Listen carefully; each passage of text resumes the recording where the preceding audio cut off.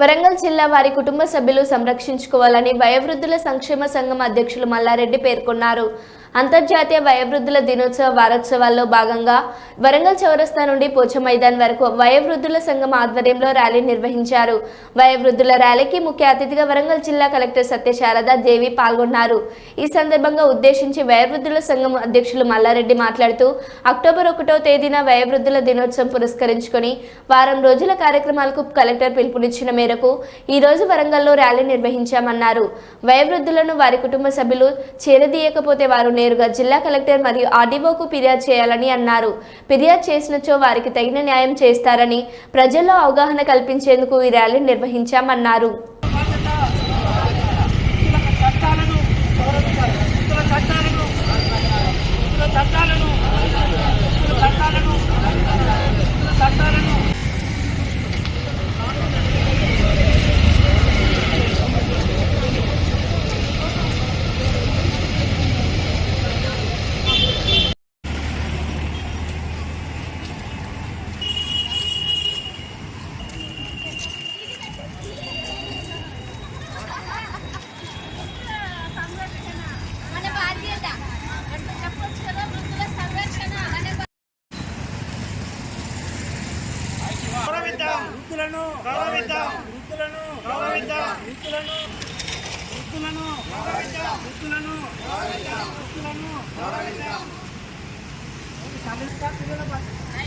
తల్లిదండ్రుల బాధ్యత.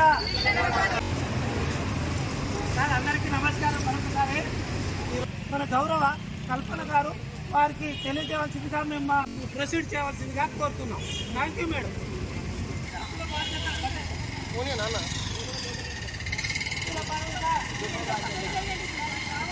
వృద్ధుల బాధ్యత, వృద్ధుల బాధ్యత,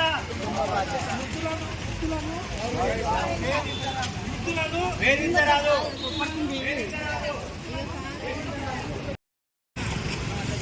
ఈరోజు అంతర్జాతీయ వృద్ధుల దినోత్సవం పురస్కరించుకొని 1వ తారీఖు అక్టోబర్ వృద్ధుల దినోత్సవం పురస్కరించుకొని వారం రోజుల కార్యక్రమం కలెక్టర్ గారు పిలుపునిచ్చారు. దాంట్లో భాగంగా ఈరోజు మనం ఈ వరంగల్ చౌరస్తా నుండి పోచం మైదాన్ వరకు ఈ ర్యాలీ నిర్వహిస్తున్న క్రమం. ఈ ర్యాలీ ఉద్దేశం ఏమిటి అంటే ప్రజలందరూ కూడా వృద్ధులను గౌరవించాలనే ఉద్దేశంతో ఈ నినాదంతో మేము ఈ ర్యాలీ నిర్వహిస్తున్నాం. ఈ క్రమంలో ఈరోజు మన గౌరవ కలెక్టర్ గారు పచ్చజెండా ఊపి ఈ ర్యాలీని ప్రారంభించారు. ఈ క్రమంలో మేము ఈ ర్యాలీ నిర్వహిస్తున్న క్రమం ఇందులోపల ఏంటంటే దీని ఉద్దేశం ఏంటంటే వృద్ధుల యొక్క చట్టాలను అమలుపరచాలి. రెండవ అంశం ఏమిటంటే వృద్ధులను